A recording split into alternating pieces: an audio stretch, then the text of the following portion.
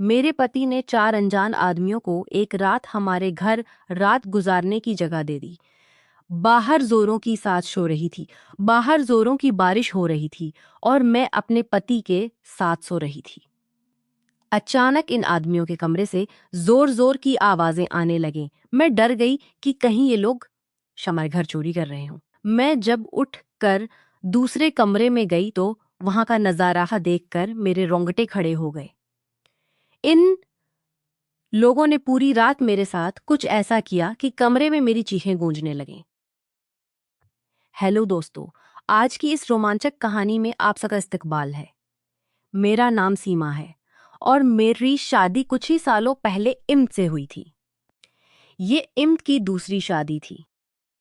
उनकी पहली बीवी का इंतकाल किसी बीमारी की वजह से हो गया था। इम्त को अपनी पहली बीवी से एक बेटी भी थी जिसका नाम रिया है। जब मैं इस घर में आई थी तब रिया 15 साल की थी और रिया अब 22 साल हो गई हैं और कुछ ही दिन पहले इस 7 साल हो गई हैं और कुछ ही दिन पहले उसकी शादी भी हो गई है। रिया की शादी करवाने के बाद मेरे पति हमेशा की तरह मुझे गांव में छोड़कर शहर चले गए थे और मैं फिर से अपने घर में तन्हा और अकेली रह गई थी। इम्त रिया की शादी करवाने के लिए ही कुछ ने सगे रिश्तेदार और रिश्तेदार आए हुए थे, पर इसने साथ अकेले वक्त गुजारने का मौका ही नहीं मिला। ससुराल पहुंचकर जब मेरी बेटी रिया का कॉल आया तो इसने मैं बेटी रिया का कॉल आया तो इसने कहा, माँ मैं यहाँ बहुत अच्छी हूँ और मैं इस शादी में बहुत खुश हूँ। मेरे पति मुझसे बहुत प्यार करते हैं और हर वक्त मेरे साथ ही गुजारना चाहते हैं। वो तो मुझे एक पल के लिए भी अकेला नहीं छोड़ते। रिया की सारी बातें सुनकर मैं बहुत खुश थी कि चलो मेरी बेटी को एक अच्छा घर तो मिला, क्योंकि इसकी शादी करवाने के चक्कर में हमने अपने खेत तक गिरवी रख दिए थे। अब हमारे सर के ऊपर बहुत कर्जा हो गया था। मेरे पति कहते हैं कि वो शहर में काम करके आहिस्ता आहिस्ता ये सारा कर्ज उतार देंगे। मैं जब शादी करके इस घर में आई थी तो रिया बहुत छोटी थी और इसी वजह से अम्त ने दूसरी शादी की थी ताकि रिया को माँ का प्यार मिल सके। मैंने इस बेमाँ की बच्ची को अपनी बेटी की तरह ही पाला था और उसे खूब प्यार दिया था। मैंने कभी इसको ये महसूस नहीं होने दिया था कि मैं उसकी सौतीली माँ हूँ। रिया की तरफ से भी मुझे बहुत प्यार मिला था। पर शादी की पहली रात इम्त ने मुझसे जो भी कहा था वो सुनकर मेरी आंखों में आंसू आ गए थे।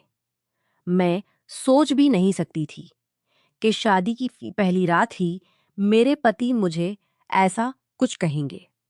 उन्होंने कहा था कि वो अपनी पहली बीवी से बहुत प्यार करते थे और अ, वो ये दूसरी शादी करना भी नहीं चाहते थे, लेकिन उनकी माँ ने उनके ऊपर बहुत दबाव डाला था जिस वजह से उन्हें दूसरी शादी करनी पड़ी। जब से मेरे पति की पहली बीवी की मौत हुई थी तब से मेरे पति शहर में ही रहने लगे थे और वहीं पर काम किया करते थे। काम का सारा काम और खेत वगैरह मेरे साथ ससुर ही देखा करते थे। मेरे पति को जब भी छुट्टी मिलती वो मेरे पास आ जाया करते थे, लेकिन जब वो चले जाते थे तो मैं तन्हा रात गुजारती और उनके प्यार के लिए तड़पती रहती थी। शादी के साल भर बाद ही मैं हामला हो गई थी और मुझे एक बेटा भी हो गया था। जब मेरे पति के बगैर मेरा मन नहीं लगता था तो मैं उनसे कहती थी कि आप मुझे भी शहर लेकर चलें, मैं आपके साथ रहना चाहती हूँ, यूं मुझे अच्छा नहीं लगता। पर वो कहते थे कि मैं शहर में इतने लोगों का खर्चा नहीं चला पाऊंगा, इसीलिए तुम बच्चों को लेकर गांव में ही रहो ताकि बच्चों को लेकर गांव में ही हो सके। हर महीने मेरे पति आते तो थे, लेकिन कुछ दिन रहकर वापस चले जाते थे। ऐसे ही मेरी जवान आहिस्ता आहिस्ता अकेलेपन में कट गई थी और अब मैं 35 साल की हो गई हूँ रिया की। शादी के कुछ दिन बाद ही मेरे पति ने मुझे कॉल करके कहा, सीमा एक बड़ी मुसीबत आ गई है, मेरा काम चला गया है और मुझे कहीं भी काम नहीं मिल रहा है। मैंने उनसे कहा कि आप गांव में ही आ जाओ और खेती संभालो। मैं डैड लो तो मेरे पति ने कहा, सीमा हमारे ऊपर बहुत कर्जा हो चुका है, अगर मैं शहर में काम नहीं करूंगा और फिर तो खेत हमारे हाथ से निकल जाएंगे। मैंने कहा, अब तो रिया की शादी भी हो गई है, क्यों ना मैं भी शहर में ही आ जाऊं और काम में आपकी मदद कर दूं। शहर के लोगों को वैसे भी काम वालों की बहुत ज़रूरत होती है और मैं खाना बनाने और बर्तन धोने का काम बहुत अच्छे से कर लेती हूँ। मेरे पति ने थोड़ी देर सोचने के बाद कहा, ठीक है, अगर तुम्हें ये सब काम करने में तकलीफ नहीं है तो आ जाओ, क्योंकि अब हमारे पास कोई और रास्ता नहीं है। हमें हमारे खेतों को बचाना होगा। अपने बेटे को सास और ससुर के पास छोड़कर मैं शहर की तरफ रवाना हो गई। पैसों की जरूरत को देखते हुए मेरे सास ससुर ने भी मुझे शहर जाने की इजाजत दे दी थी। मुझे लगा काफी सालों के बाद अब मेरे दिल की मुराद पूरी होगी।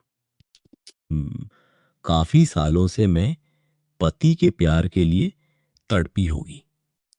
काफी सालों से मैं अपने पति के प्यार के लिए तड़पी हूं और मुझे वो प्यार मिलने वाला था। जब मैं पति के पास पहुंची तो मेरे पति मुझे देखकर बहुत खुश हुए। मुझे पता है कि वो भी रात अकेले पिंड में ही गुजारते हैं।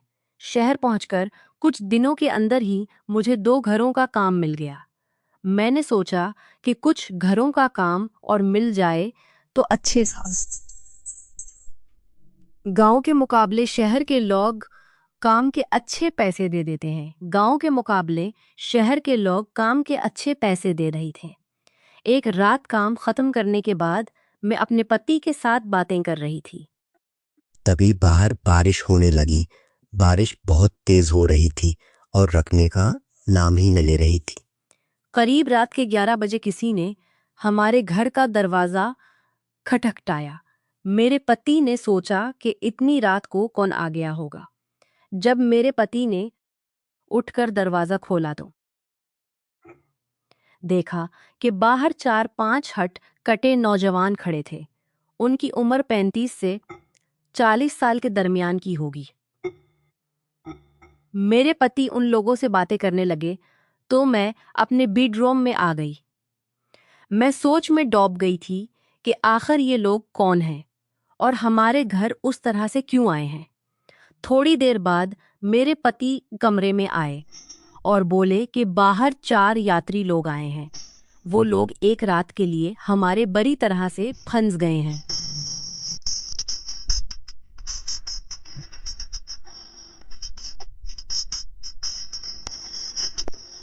और मैंने उनसे बोला कि हमारे घर में एक ही गेस्ट रूम है, तो आप चारों को वहीं पर रहना होगा। मुझे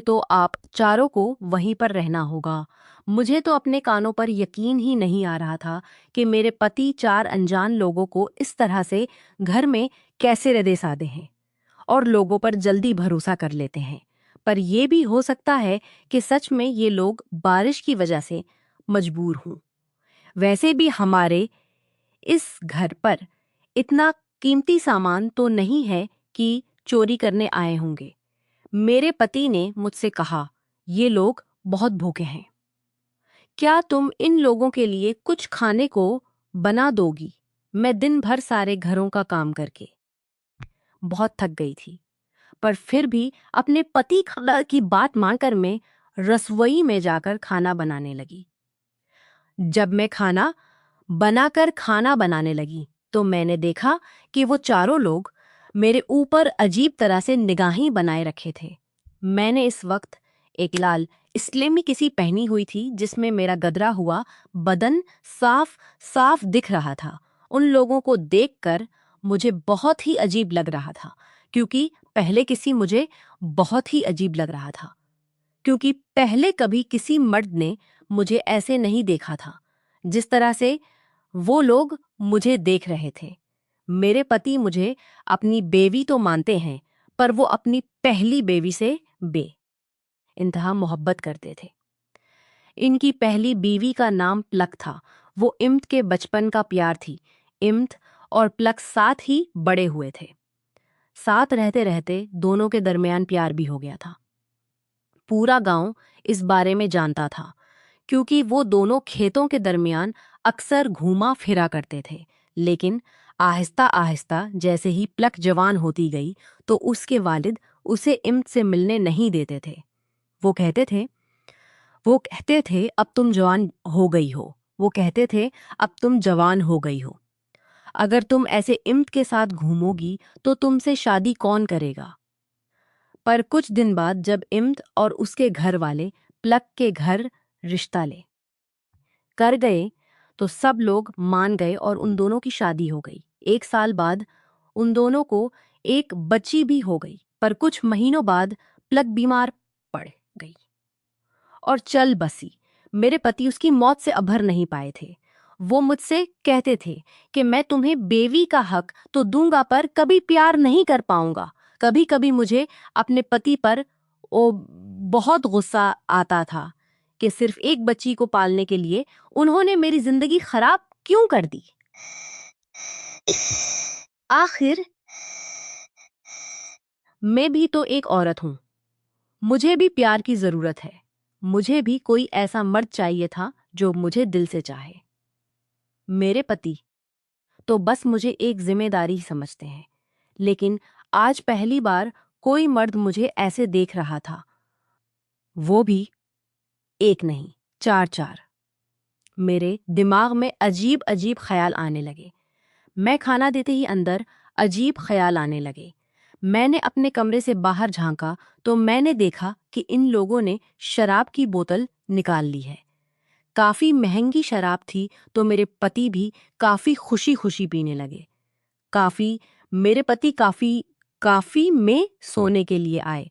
जब मेरे पति काफी अपना कमरे में खो बैठे थे तो वो नशे में पूरी तरह से अपना होश खो बैठे थे। मैंने किसी तरह उन्हें संभाल कर लेटा दिया।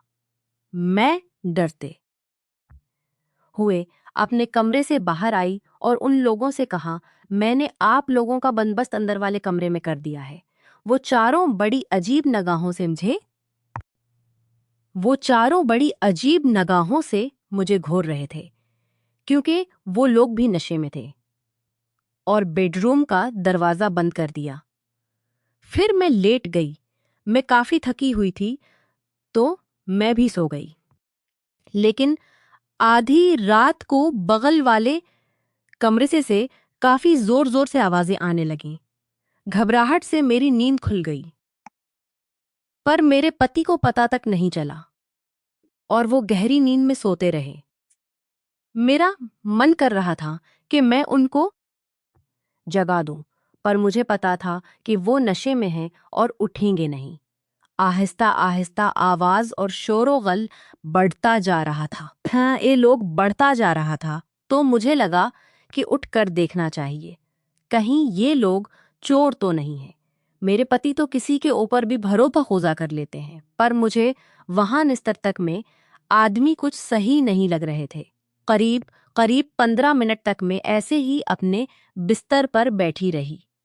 लेकिन उसके बाद हिम्मत करके मैंने अपने बेडरूम का दरवाज़ा खोला और दूसरे कमरे की तरफ जाने लगी जहां से आवाज़ आ रही थी। मुझे बहुत घबराहट हो रही थी। मैंने आहिस्ता से उस कमरे का दरवाज़ा खोला तो वहां कमरे के अंदर मौजूद 3 आदमियों की नज़र मुझ पर पड़ गई। एक आदमी फौरी तौर पर मेरे पास आया और मुझे अंदर खींचकर दरवाजा बंद कर दिया। मैं बहुत घबरा गई कि ये लोग मेरे साथ कुछ बुरा करने वाले हैं। मुझे देखते ही वो बहुत ही अजीब निगाहों से मेरी तरफ देखने लगे और मेरे करीब आने लगे। मेरा गला सूखने लगा और डर के मारे मेरी आवाज बंद हो गई। उनके चौथे साथी की लाश खून से लथपथ कमरे में पड़ी हुई थी। अब बाकी के बच्चे 3 लोग मुझे शायद जिंदा ना छोड़ें। मैं बहुत घबरा गई, क्योंकि मैं कत्ल की गवाह बन चुकी हूं और इस चौथे आदमी की लाश भी वहां पड़ी थी। वो तीनों मुझे घेर कर मेरे वहां पड़ी थी, लेकिन मेरे कपड़े नोचने लगे। मैं चीखने की कोशिश कर रही थी, लेकिन मेरी आवाज निकल नहीं रहा दिया और मेरी इज्जत लौट ली। मैं दर्द और सदमे से बेहोश हो गई। जब सुबह हुई और मेरे पति को होश आया तो उन्होंने मुझे इस बुरी हालत में पाया और कमरे में एक लाश पड़ी थी। वो घबरा कर फौरन पुलिस और कमरे में एक लाश पड़ी थी। वो घबरा कर फौरन पुलिस को बुलाया। पुलिस ने तफ्तीश की तो पता चला कि वो लोग पेशावर मुजरिम थे जो बारिश में फंस कर हमारे घर आए थे और नशे में आपस में झगड़ा हो गया, जिसमें उन्होंने अपने ही एक साथी को मार दिया था। बाकी 3 भाग निकले थे। मुझे अस्पताल ले जाया गया, जहां डॉक्टरों ने मेरा इलाज किया। मैं जिस्मानी जख्मों से तो ठीक हो गई, लेकिन मेरे दिल और दिमाग पर जो जख्म लगे थे वो कभी भर ना सके। मेरे पति ने मुझसे बार बार माफी मांगी और कहा कि उन्होंने बड़ी गलती की थी उन लोगों को घर में आने की इजाज़त देकर और मेरी बातों को नज़रअंदाज करके। लेकिन मैं अंदर से इतनी टूट चुकी थी कि कुछ भी उनके लिए बदल ना सका। इस वाक़ये के बाद हमारी ज़िंदगी फिर कभी पहले जैसी ना रही। मैंने सीखा कि अनजान लोगों पर अंधा भरोसा करना कितना खतरनाक हो सकता है और एक शौहर को चाहिए कि वो अपनी बीवी की हिफाजत और उसके खदशात को हमेशा संजीदगी से ले।